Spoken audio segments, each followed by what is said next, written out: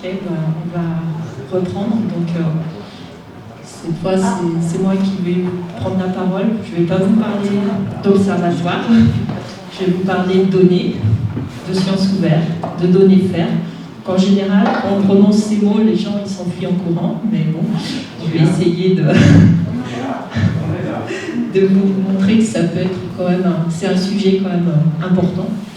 Et donc, tout ce que je vais présenter là, c'est largement tiré de cours d'une école thématique sur les données environnementales à laquelle j'avais contribué en novembre dernier. Donc, d'abord, je vais essayer de vous dire pourquoi l'ouverture des données, pourquoi c'est intéressant pour vous. Un petit peu quelques définitions de qu'est-ce que c'est que la science ouverte, les données ouvertes, les plans de gestion de données, les données faire. C'est des mots que vous avez peut-être entendus, mais sans forcément bien savoir ce qu'il y a derrière.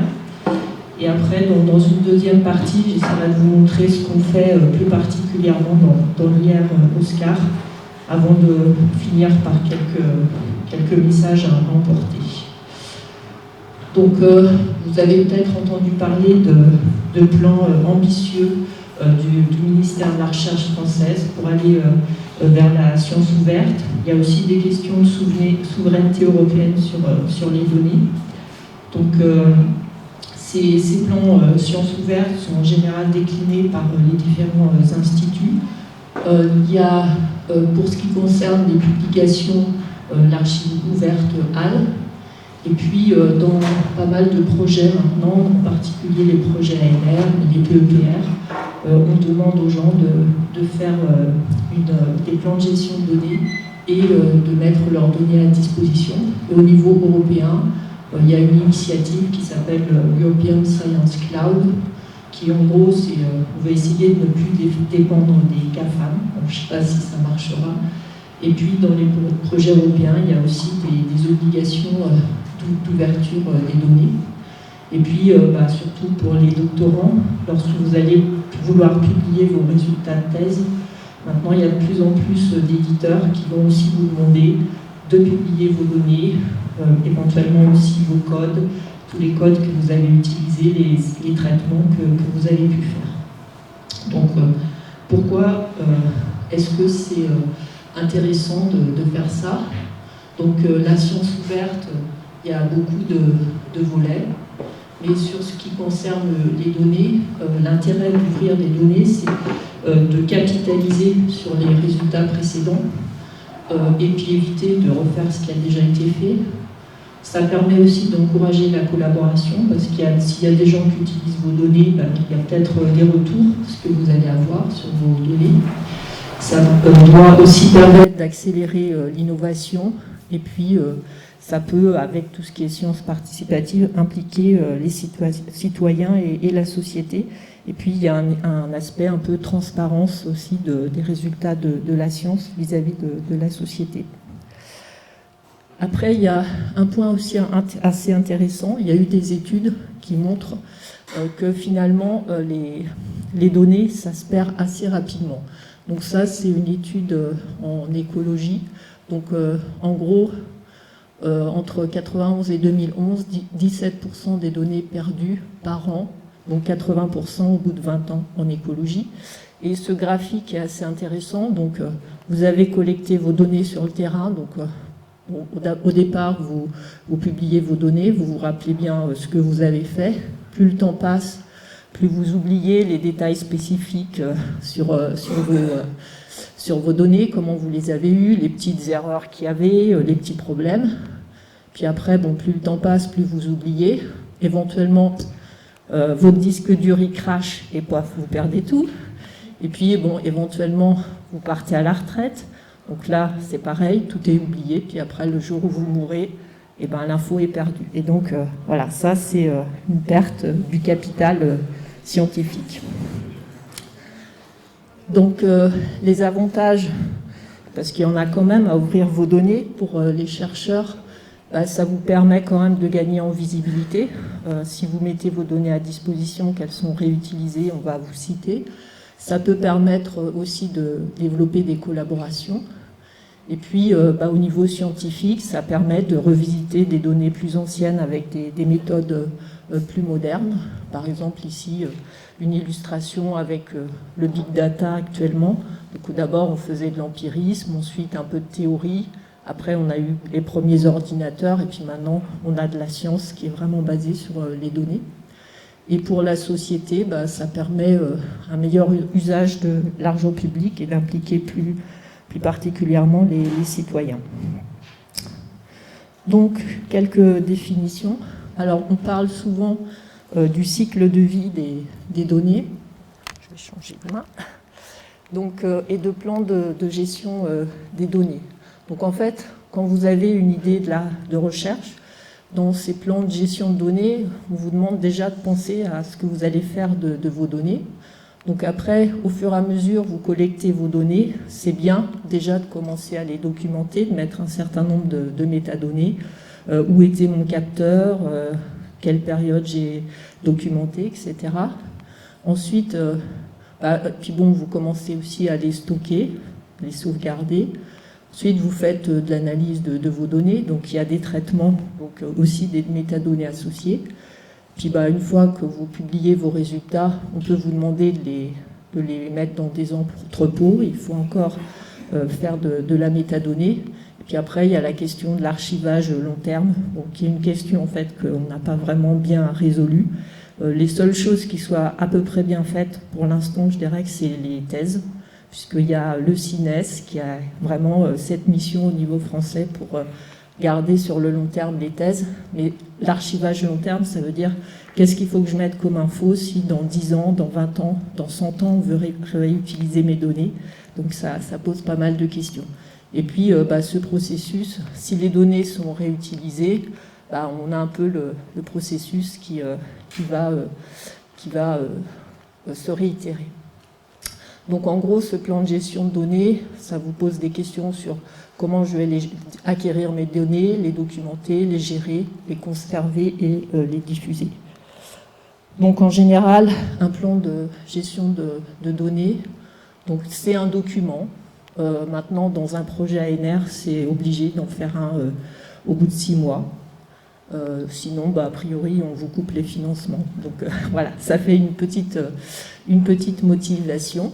Mais c'est encore mieux si vous commencez à penser à ça même au moment de la conception du projet. Et en général, il y a 6 grandes rubriques. La description des données, leur collecte, ou si vous allez réutiliser des données existantes, elles appartiennent à qui, quelles sont les licences, qu'est-ce que je peux faire avec. Ensuite, comment je vais documenter, qualifier mes données. Ensuite, comment je les stocke et je les sauve pendant le processus de recherche. Parce que si vous les gardez juste sur votre disque dur, c'est quand même un peu risqué. Donc il vaut mieux avoir des stratégies au niveau de votre labo, de faire des sauvegardes, etc. Ensuite, ici, sur certains types de données, notamment en sciences humaines, il y a des contraintes, notamment avec la RGPD. Alors c'est la protection des données personnelles. Vous ne pouvez pas publier n'importe quoi. Ensuite, comment vous voulez les partager, quelle licence, et puis qui fait quoi, quelles sont les ressources humaines que vous avez pour faire cette tâche de gestion des données. Donc l'intérêt, comme je l'ai dit, ça permet de se poser les questions en amont. En général, on n'a pas l'habitude de se les poser, et puis ça permet aussi de faire un pas de côté et de se dire quelqu'un qui connaît rien à mes données, qui veut les utiliser, de quelle info il va avoir besoin. Ça permet aussi de clarifier les choses entre partenaires sur la diffusion, sur la licence qu'on veut mettre, la propriété, et puis de où on stocke, quel volume de données ça représente, où est-ce qu'il y a de l'espace, est-ce qu'il y a des ressources humaines à mobiliser. Et puis ça permet aussi de se poser la question, ok, je vais documenter mes données, mais maintenant, on parle beaucoup de vocabulaire, de thésaurus. Donc, est-ce qu'il y a déjà des vocabulaires dans mon domaine? Qu'est-ce que je peux utiliser? Et puis, quelles sont les métadonnées nécessaires? Donc, en pratique, au niveau français, il y a quand même quelque chose qui existe, qui s'appelle DMPO-PIDOR, qui vous permet de vous aider à rédiger votre plan de gestion de données. Donc c'est un service qui est proposé par l'INIST. Donc je ne saurais pas traduire INIST, mais en gros c'est les documentalistes au niveau du CNRS. Il y a des tutoriels plutôt bien faits. Et puis je pense qu'il faut vraiment le voir pas comme une contrainte, mais comme une aide à l'élaboration de la stratégie de gestion des données. Et puis, vous écrivez un DMP au début du projet, mais c'est un document qui va évoluer au fur et à mesure du projet. Donc, c'est vraiment un processus itératif. Donc, après, on parle de données FAIR. Donc, le F, ça veut dire Findable.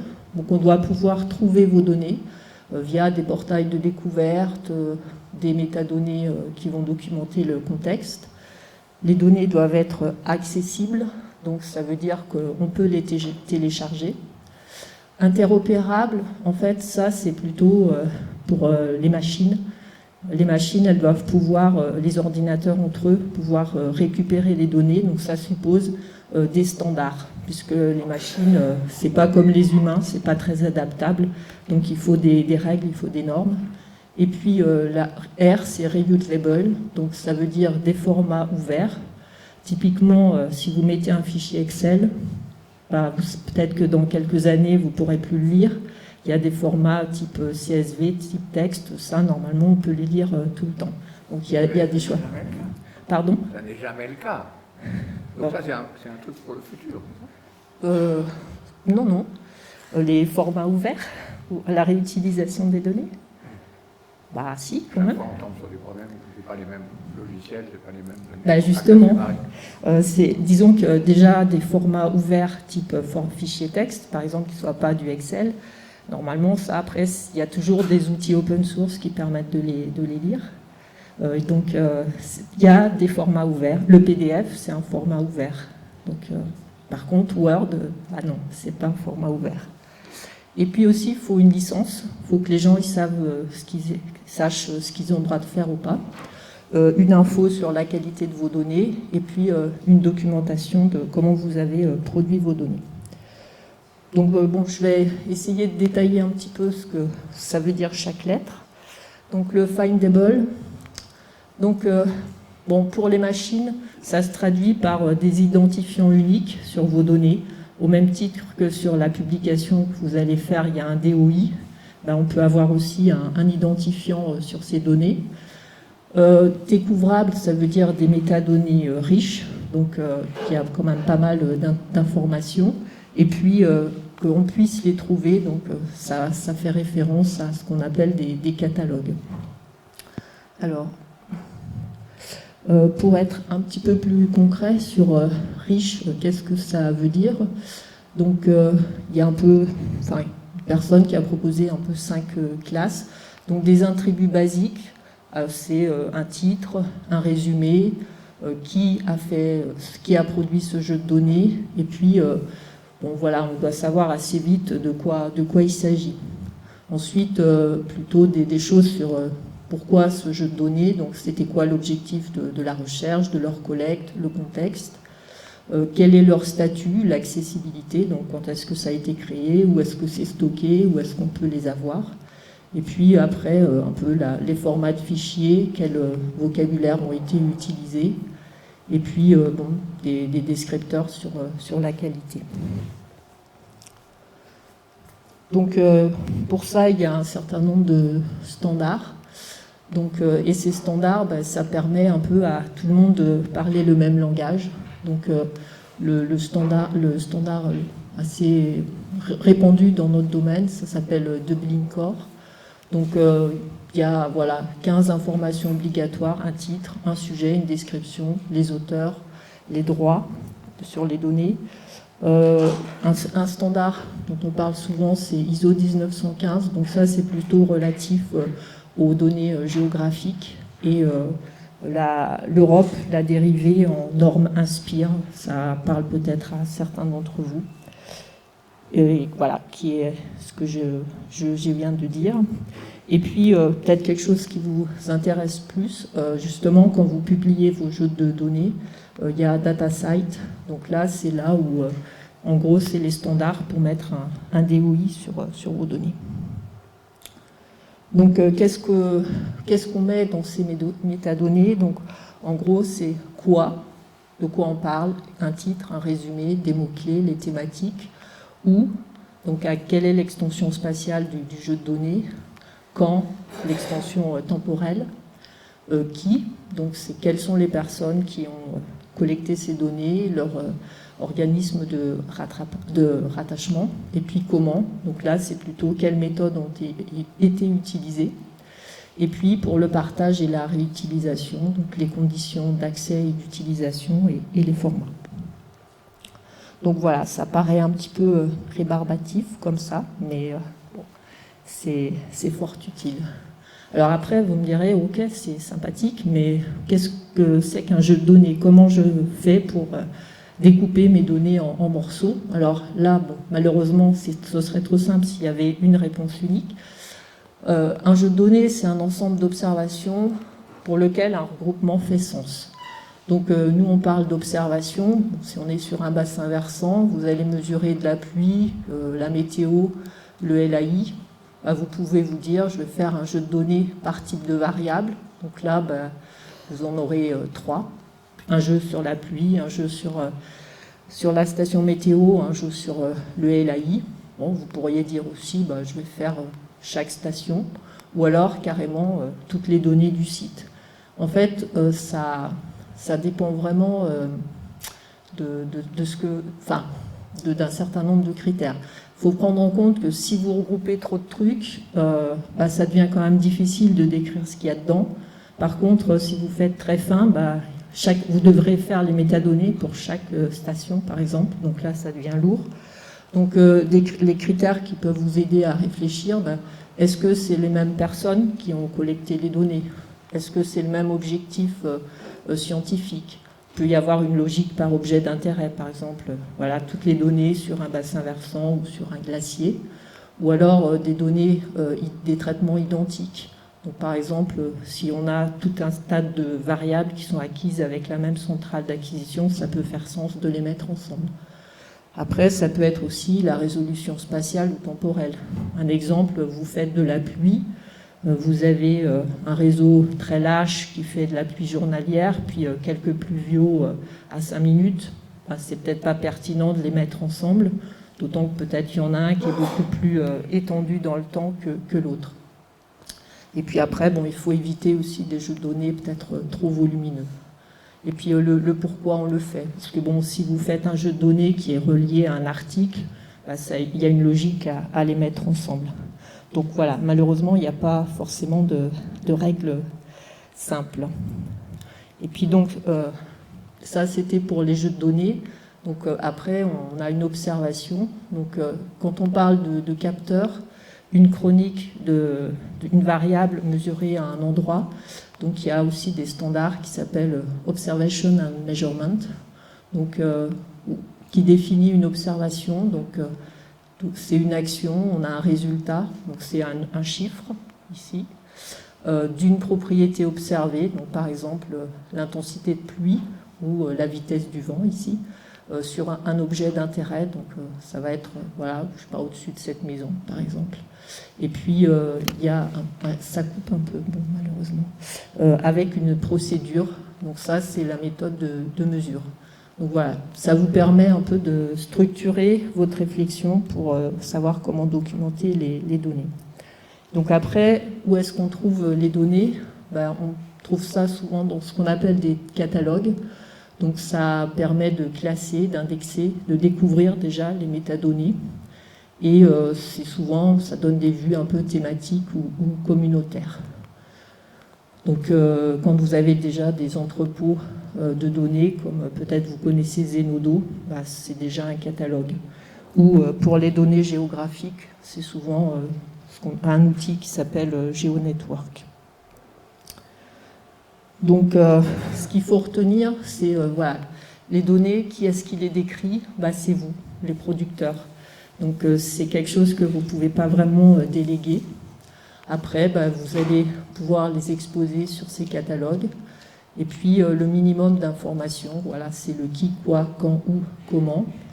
Et puis éventuellement, si vous faites un data paper, c'est encore mieux. Oui, donc là, je vais passer. Pour le accessible, donc là, toujours pareil, cette histoire d'identifiant unique, et vous devez pouvoir les télécharger, donc soit directement sur Internet, ou alors via une authentification possible. Et puis, bon, même si, pour une raison X ou Y, vous décidez d'enlever vos données, les métadonnées, elles doivent être toujours disponibles. Par exemple, si vous avez déposé un DOI sur vos données, la page avec les métadonnées qu'on appelle la landing page, elle doit toujours rester accessible. Et puis après, vous pouvez dire que voilà, les données, maintenant peut-être qu'il faut vous contacter pour les récupérer.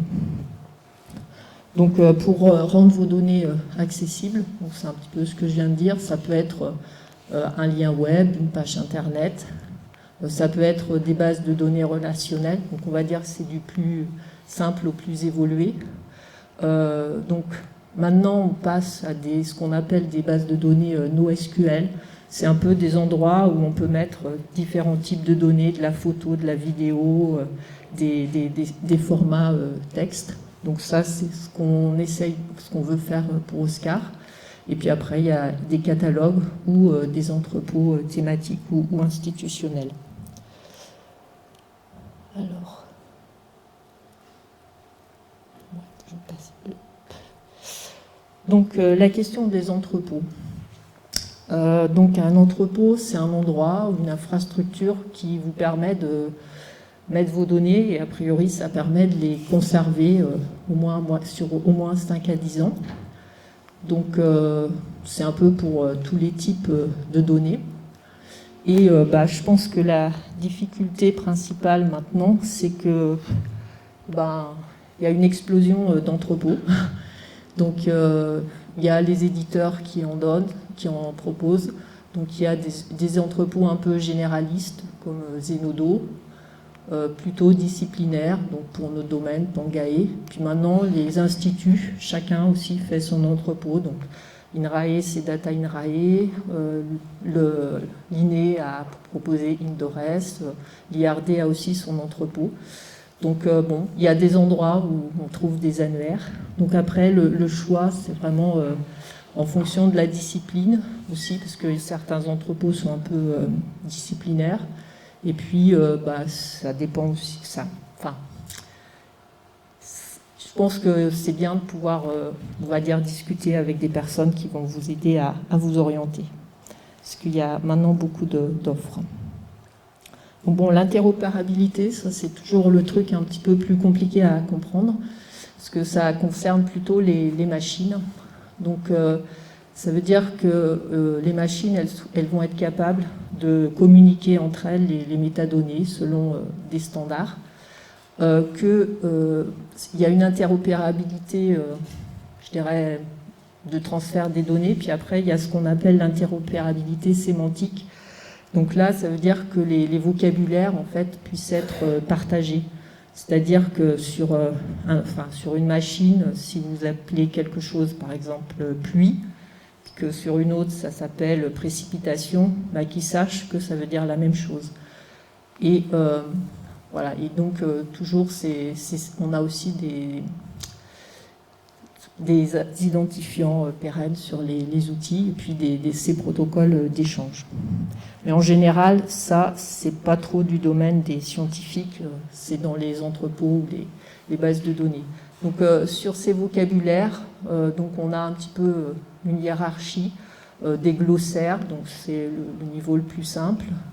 Après des thésaurus, donc qui permettent d'avoir c'est un commun dictionnaire de données. Et puis on parle aussi d'ontologie. Donc dans ce cas-là, vous pouvez faire des relations sémantiques entre différents éléments. J'essaierai de revenir dessus plus tard avec des exemples concrets. Donc voilà, il y a un certain nombre de thésaurus qui existent, plus ou moins généralistes. Donc en environnement, vous en avez un certain nombre ici. Amphthèse, par exemple, c'est celui qui est créé par Elter. Et nous, au niveau de TIA Oscar, on en a créé un, dont je parlerai tout à l'heure. Et puis, voilà, d'autres infrastructures comme Anae ont aussi fait leur thésaurus. Alors vous allez me dire, bah oui, mais bon, s'il y a autant de thésaurus, comment on se débrouille?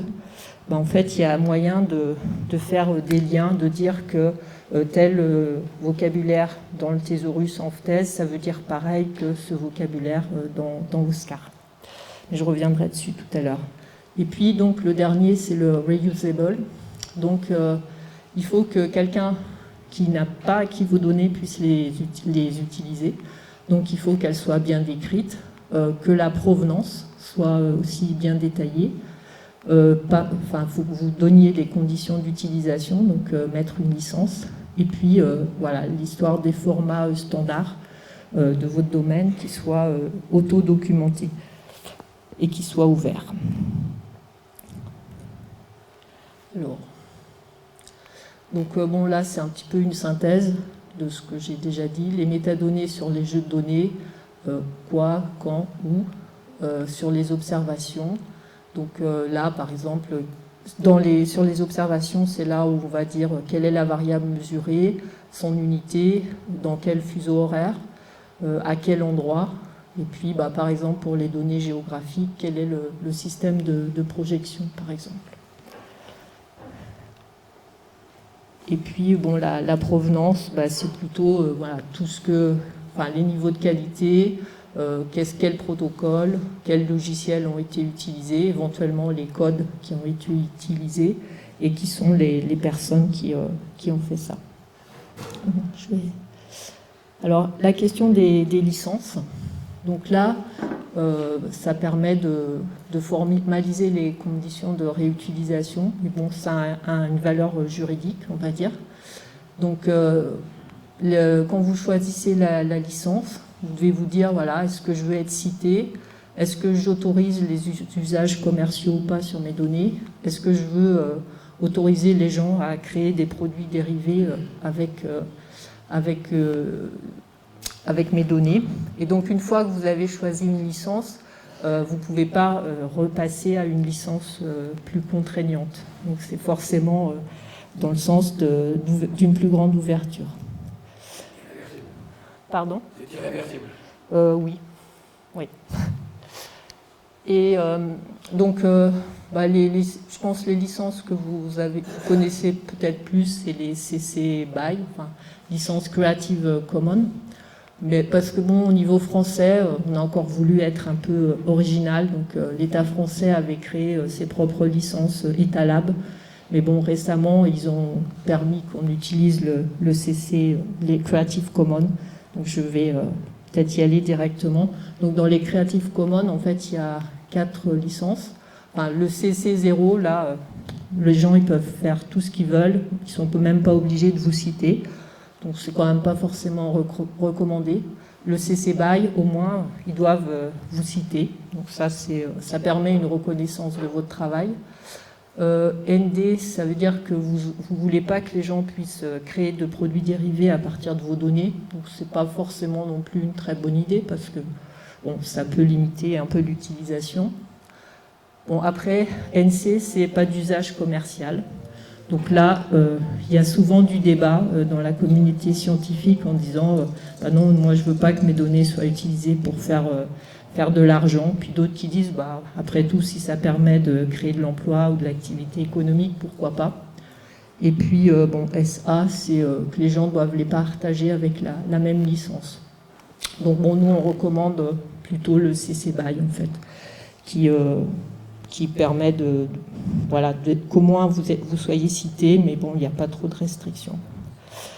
La question des formats, donc j'ai parlé tout à l'heure de formats ouverts. Donc, j'en parlerai tout à l'heure. Il y a une infrastructure sur les données en France qui s'appelle Dataterra et qui a déjà fait quelques recommandations sur les formats. Donc, pour les formats ASCII, ça doit peut-être vous paraître un peu abscon, mais l'encoding UTF-8, ça vous permet d'éviter tous les problèmes quand vous ouvrez un fichier, que les accents et tout ça sont n'importe comment. Donc, c'est intéressant. Et puis, des formats recommandés donc, qui sont le CSV, donc c'est le format texte. Et puis NetCDF, ça c'est un format qui vient plutôt de la communauté atmosphérique ou du climat. Donc ça permet surtout de mettre des données un peu spatio-temporelles et il y a une convention sur les métadonnées. Donc bon, je vais peut-être passer là-dessus, si vous aurez les diapos, si vous voulez les résultats sur ces formats. Donc voilà, je vais maintenant passer à un petit peu comment on essaye de décliner ça dans OSCAR. Donc comme je l'ai dit le premier jour, OSCAR, c'est 21 observatoires avec une 60aine de sites qui documentent la zone critique avec différents objets d'intérêt, bassins versants, aquifères, glaciers. Et en fait, quand on a commencé à travailler sur les données, on a essayé de recenser en fait toutes les variables qui étaient mesurées. Donc on arrive à plus de 300 variables. La majorité sont des séries temporelles, météo, hydrologie, glaciologie, chimie de l'eau. Mais il y a aussi des carottes de sol, des coupes géophysiques sur lesquelles on travaille, et puis des cartes d'occupation des sols, de topographie. Donc bon, pour l'instant, nous, on a surtout travaillé sur les séries temporelles. Et alors, de quoi on partait ? Ces observatoires, ils étaient labellisés. Et la labellisation, il y avait une condition, vous devez mettre vos données à disposition. Et comme ces observatoires, ils existent depuis bien plus longtemps qu'OSCAR, chacun avait fait son portail. Voilà, quelques exemples. Mais au final, tout ça, c'était très hétérogène. Donc une grande diversité dans la gestion des données, donc avec certains qui avaient des portails de métadonnées, d'autres des portails déjà pleinement interopérables avec des standards, puis d'autres qui n'avaient pas grand-chose. Et donc, mais quand même, chacun avait fait déjà des efforts assez substantiels pour organiser les données, les harmoniser dans ces observatoires. Donc on ne pouvait pas dire, on arrive, voilà OSCAR, on efface tout ce que vous avez déjà fait, puis on va refaire du neuf.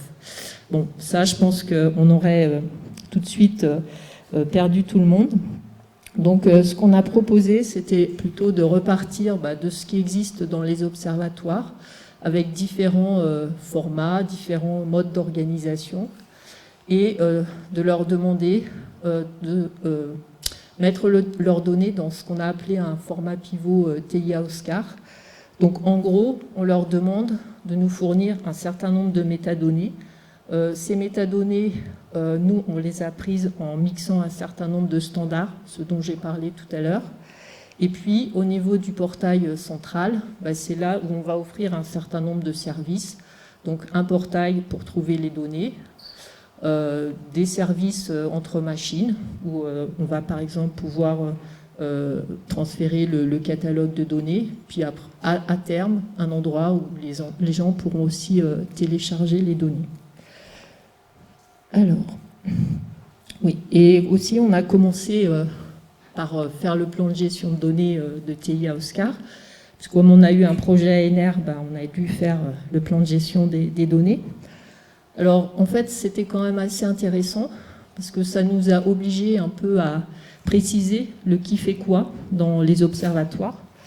Donc, les producteurs de données, c'est eux qui collectent les données, qui les valident. C'est eux qui disent quelles sont les règles d'accès à leurs données. Pour l'instant, on est quand même un peu souple, parce que c'était aussi une condition pour que les gens adhèrent un peu aux choses. C'était que déjà, on les laissait un petit peu garder leur politique de données dans un premier temps. Fournissent des données qui respectent la RGPD, anonymisées si nécessaire. Et je pense le point le plus critique, c'est eux qui doivent assurer la documentation de leurs données. Alors, quand on avait commencé à faire un peu notre tour de France, on avait identifié qu'en fait, il y avait quand même déjà une certaine organisation avec des centres de données, notamment au niveau des observatoires des sciences de l'univers ou dans les instituts. Donc c'est là où on trouvait les fonctions un peu de stockage à moyen terme. Parfois, il y a déjà des portails de diffusion. Et puis, c'est peut-être à ce niveau-là qu'il peut être intéressant de mettre en place le modèle pivot dont j'ai parlé tout à l'heure. Et qu'apporte TIA OSCAR ? Nous, on veut assurer l'homogénéité de la présentation des données, leur visibilité sur un portail unique, donc éviter que les gens aient à aller sur 10 portails s'ils sont intéressés par les données de 10 observatoires. On veut respecter les règles fixées par les producteurs. Et puis, cette question des standards, des métadonnées aux standards internationaux, c'est nous qui allons l'assurer. Et puis, après, voilà, il y a aussi une infrastructure donnée au niveau français. Donc, pour l'instant, on ne propose pas le service d'avoir des DOI sur les données, mais peut-être qu'on pourra le faire. Et comme je l'ai dit tout à l'heure, un point qui n'est pas très, très bien traité, c'est la question des données personnelles. Mais je crois que personne ne le fait très bien. Donc voilà, ce modèle pivot TIA-OSCAR, de quoi on parle. Donc, la base sur les séries temporelles, c'est une chronique à une station. On a utilisé le standard OEM que j'ai mentionné tout à l'heure pour décrire les observations. Ces observations, elles font partie de jeux de données. Donc là, c'est un mixte de standards ISO 19115 Inspire. Donc on a pris aussi des métadonnées de DataCite et puis d'autres standards. Et puis sur les producteurs, en fait, il existe déjà des bases de données, par exemple, qui identifient les laboratoires, les observatoires, les fédérations de recherche. Donc ça permet de documenter tout ça. Et bon, en bas, là, je vous ai mis le FAIR. Tout ce quand c'est entouré, ça veut dire que par ce biais, on répond au moins à certains morceaux ici du F, du I et du R. Et en fait, ce qui nous avait beaucoup occupé, qui nous occupe toujours, c'est les noms de variables. En fait, quand on a fait le Tour de France, on s'est vite rendu compte que les gens, en fait, ils utiliseraient le portail avec une entrée, pour eux, ça serait utile si ils étaient capables de trouver la variable qui les intéresse. Or, si on prend les standards que j'ai cités, par exemple ISO 19115, les variables, c'est pas dans les standards. Éventuellement, on les met dans les keywords, mais c'est en vrac et c'est pas standardisé, donc ça allait pas. On a commencé par faire un thésaurus TIA-OSCAR avec des catégories de variables. Donc, les catégories, je ne sais pas si vous avez vu, j'ai mis un poster avec au moins 300 noms de variables, c'est un petit peu ça. Et puis des noms de variables qu'on a harmonisés. Et on a, après, je vous ai dit, voilà, il y avait plein de thésaurus. Il y a eu des liens qui ont été faits en particulier par Charlie Cousseau, qui est l'ingénieur qui a beaucoup travaillé dessus, avec les thésaurus internationaux. Donc, par exemple, ici, on voit, qu'est-ce qu'on voit ? L'alcalinité. Dans TIA-OSCAR, par exemple, c'est la même chose que l'alcalinité dans ANFTES, si ça existe, mais ça peut être, je ne sais pas, rainfall dans TIA-OSCAR, c'est la même chose que précipitation dans ANFTES.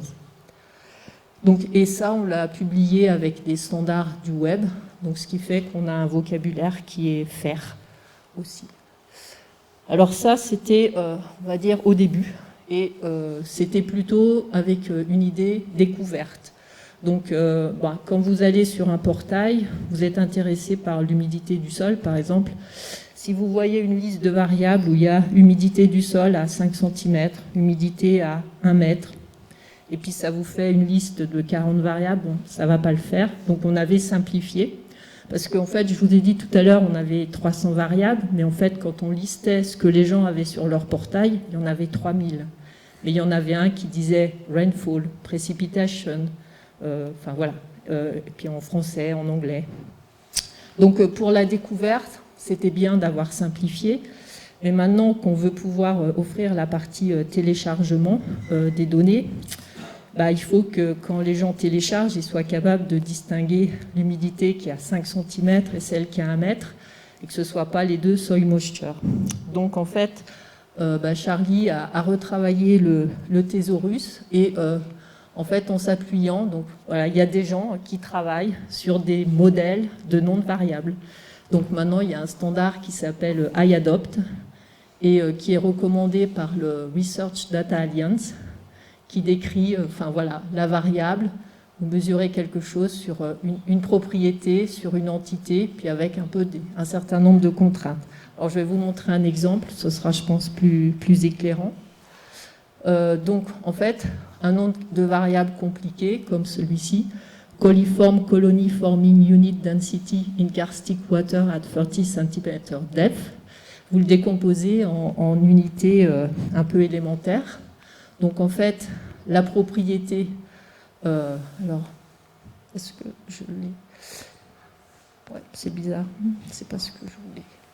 Non, bon, ouais, tant pis. Alors, que je ne me trompe pas, oui, voilà, c'est ça. La propriété, pardon, c'est colony forming unique.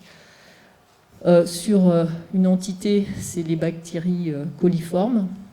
Alors, c'est aussi mesuré dans l'eau. Donc ça, c'est une deuxième type d'entité, dans les karstes. Et puis, ce qu'on appelle contrainte, ça va être mesuré à 30 cm. Alors, vous allez me dire, ouais, pourquoi vous prenez la tête à couper les cheveux en quatre comme ça? Ben, c'est que, en fait, dans les vocabulaires, on va avoir maintenant dans notre thésaurus une définition pour chacun des termes. Et c'est beaucoup plus facile après de faire des liens avec d'autres thésaurus sur une concentration en éléments que sur concentration des sulfates à 5 cm. Donc en fait, ça, l'intérêt, ça permet déjà d'avoir des noms de variables aussi précis que ce que les producteurs nous donnent, et aussi au niveau de l'interopérabilité sémantique, c'est beaucoup plus facile de faire des liens avec d'autres thésaurus. Donc Charlie a implémenté ça tout ce début d'année. Et puis après, donc là, on était vraiment sur, alors je l'ai remis ici, sur le I. C'est vraiment sur l'interopérabilité qu'on a travaillé ici. Donc vous voyez que ça, c'est un travail qu'on ne vous demande pas de faire. Ça, c'est Charlie qui le fait de son côté. Bon, après, un truc plus classique pour trouver les données. Donc on a mis en place un portail où on peut rechercher par facette. Donc on a évidemment les noms de variables sur lesquels j'ai passé pas mal de temps. La période temporelle, vous pouvez faire votre zone géographique, quels sont les financeurs ou bien les producteurs. Alors c'est joli, mais au bout de 4 ans, presque 5, il n'y a que 11 observatoires sur 21 qui ont mis en place en fait, le modèle pivot et qui sont visibles sur le portail. Et puis donc Charlie a mis en place aussi un certain nombre d'enrichissements automatiques des métadonnées, par exemple les entités administratives, les climats, la géologie ou l'altitude quand c'était pas proposé.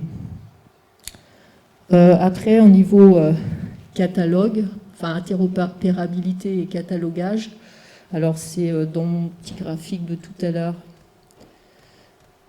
ici, c'est cette partie-là, interopérabilité entre machines. Donc il y a quelqu'un qui a mis en place ce qu'on appelle un service, un web service de catalogage des données avec un standard CSW. Et donc ça permet d'afficher, enfin d'avoir des métadonnées dans un format type GeoNetwork. Et je dirais le truc à retenir, c'est que ce service est moissonné par le portail Alter. Et toutes les jeux de données qui sont sur le portail TIA Oscar sont visibles aussi sur le catalogue Alter. Donc ça, c'est plutôt intéressant. Donc bon, ça c'est plus pour les spécialistes. On essaye aussi de travailler, plutôt que les gens implémentent le modèle pivot de données, il y a aussi des standards sur les séries temporelles, un standard qui s'appelle SensorThings, et on travaille avec le BRGM et puis Agris pour essayer de mettre ça en place. Et l'idée, c'est qu'il y ait aussi ce service ensuite en sortie du système. Mais ça, c'est encore des choses en cours.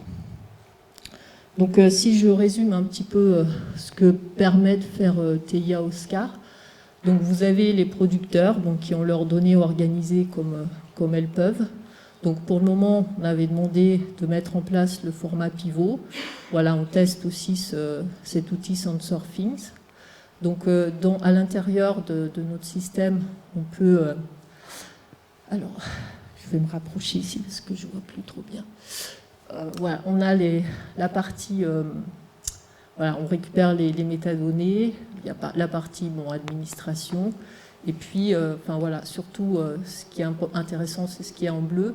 On a un service d'enrichissement des métadonnées, donc bientôt, enfin là maintenant, on travaille sur la récupération des données pour pouvoir permettre aux gens de les télécharger. Donc ça veut dire qu'il faut les formater. Donc ça, c'est un travail en cours. On a aussi testé un service d'authentification et puis on va développer le service d'extraction. Et puis ce qui existe, c'est les vocabulaires et le portail web et puis le service catalogage. Et puis si on propose le téléchargement, il faut aussi qu'on mette en place des outils pour que les producteurs puissent savoir qui utilise leurs données. Alors maintenant, on va prendre un peu de recul. Ce qu'on fait dans Oscar, on ne fait pas ça tout seul. Donc bon, ça vous illustre la simplicité de notre organisation française. Donc vous avez Oscar avec ses services d'observation. Et puis donc il y a aussi au niveau français une infrastructure sur les données qui s'appelle DataTerra, qui a, alors je crois que je l'ai mis après, où il y a 4 pôles. Donc un pôle sur l'atmosphère qui s'appelle Aeris, sur l'océan Audatis, sur la terre interne Formater et sur les surfaces continentales TIA. Où TIA, il y a un volet un peu télédétection dont Vincent a parlé tout à l'heure, et puis ce qu'on fait sur les données in situ. Et donc, nous, on est un des centres le centre de données in situ de TIA. Et à ce niveau-là, il y a des groupes de travail. Donc, entre les différents pôles, il y a quand même des choses pour essayer de faire des choses qui soient compatibles entre les différentes choses.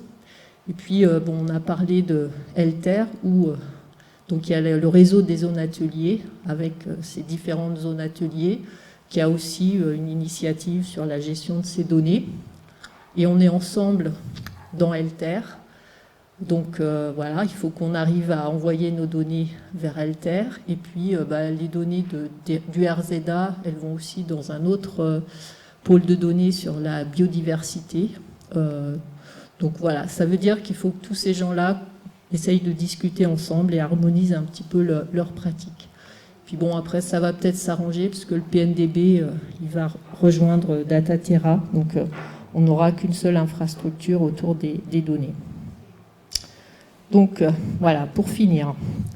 Alors, bon, là, vous n'êtes pas obligé de tout lire, mais bon, si vous regardez pour ce cycle de vie des données, en fait, voilà, vous avez un peu la liste des questions à vous poser. Vous les retrouverez dans le diaporama et qui vous permettent de savoir un petit peu quoi faire de vos données. Alors, je l'ai un peu évoqué.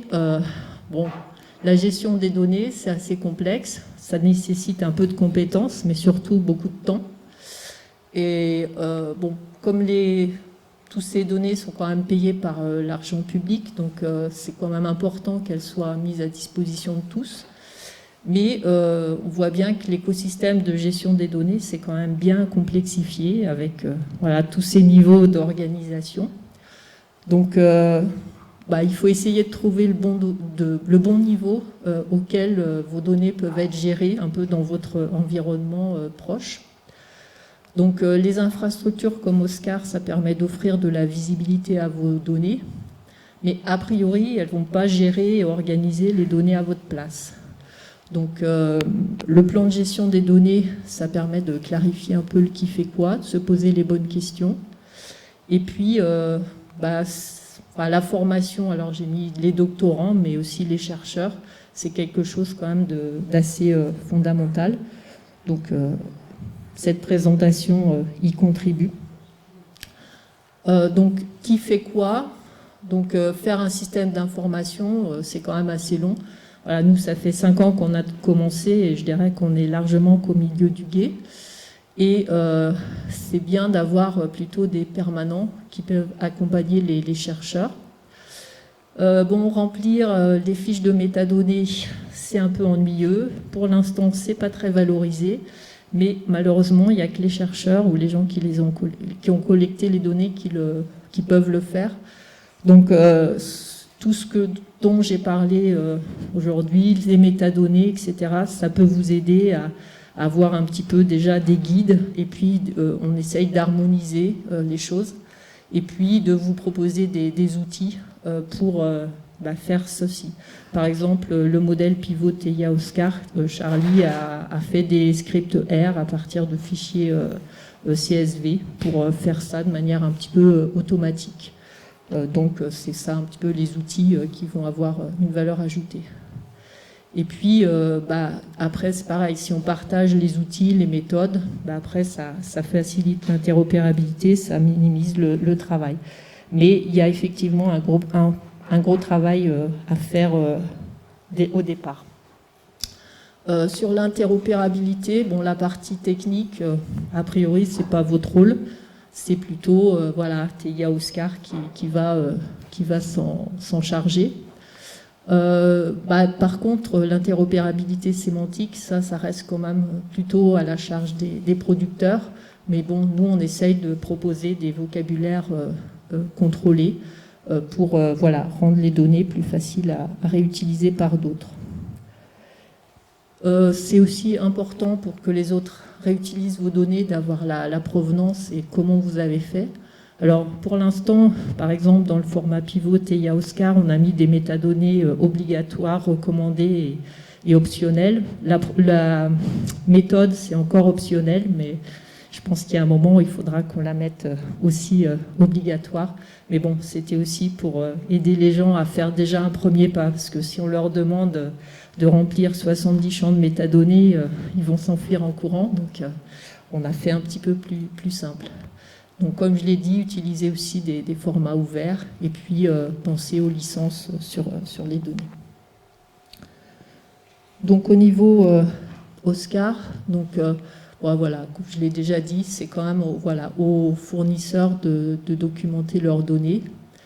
Et puis il y a un avantage donc à mettre en place le modèle pivot TIA Oscar, parce que derrière vous allez avoir cette homogénéité de présentation des données, la partie quand les gens vont télécharger vos données, on vous donnera des statistiques sur l'utilisation. Voilà, je ne vais pas reprendre ça.